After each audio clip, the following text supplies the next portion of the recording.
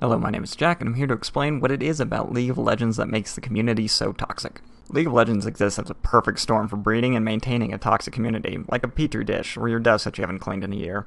First of all, League of Legends is a team game. That means we've shot ourselves in the foot before we even started the race. For anyone older than 12 that's been forced to do a team project in school, and this doesn't end when you get into the professional world, just a heads up, you know that not everyone is on the same level of dedication as you are. This dissonance causes friction between team members, and blaming someone is a lot easier than admitting you're wrong or trying to fix that fucking team that had 6 kills because of a stupid fucking mushroom.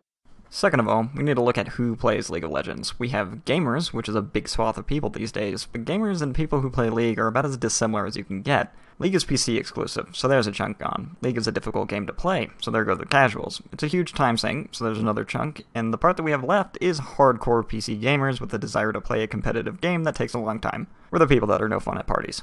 Third, League is a huge time sink. Queuing up means you're devoting the next 20 minutes to an hour of your life to a single match. In an hour, I can play 20 plus rounds of Counter-Strike. If someone on my team is an asshole, or I'm getting totally stomped, I can just leave the server. But not in League. You're stuck with these people for 20 minutes minimum, unless the entire team gives up and just sits in the fountain.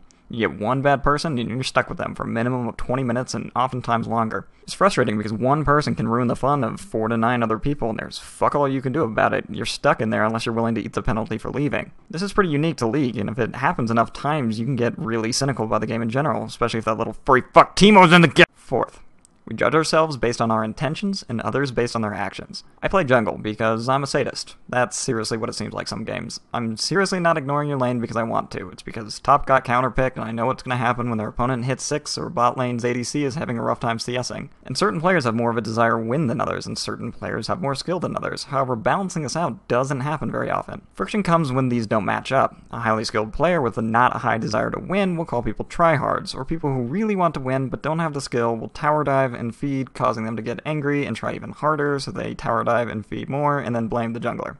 It's just not playing jungler if you anger easily. Or if you're a person. Don't play jungle.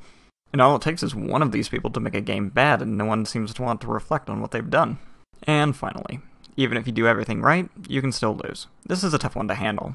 You can be outlaning your opponent, hitting your CS goals, getting your items, zoning your enemies, helping gank other lanes, and you still lose. And that's when you start blaming your team, and your heart once full of childish wonderment becomes a dried up little apple of cynicism. This is kind of unique to MOBAs in general. It's actually really hard to carry a team. It requires specific champions and some weird builds that you have to know work ahead of time to pull off, and it's not something you can really rely on. So you take all of this, mush it together, and you have a perfect storm of shit. But there is some hope. If you want to improve your playing experience, there's a few simple things that you can do. Number 1. See that little box in the lower right hand corner called a chat box? Yeah, don't use that. If I had had access to my microphone audio when I'm playing League, I probably would have been banned by now, but since I never type anything, I've never once been banned or worried that I might be. And me talking shit to my screen, while it makes my girlfriend question my sanity, it doesn't ruin the game experience for anyone else. And number 2.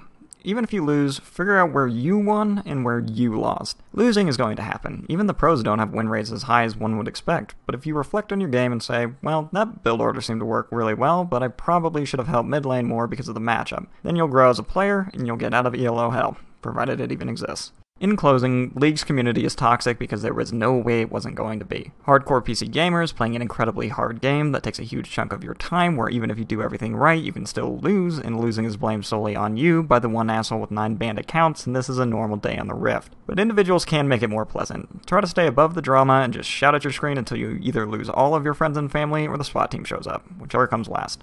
I've been Jack, and I'll see you on the Rift.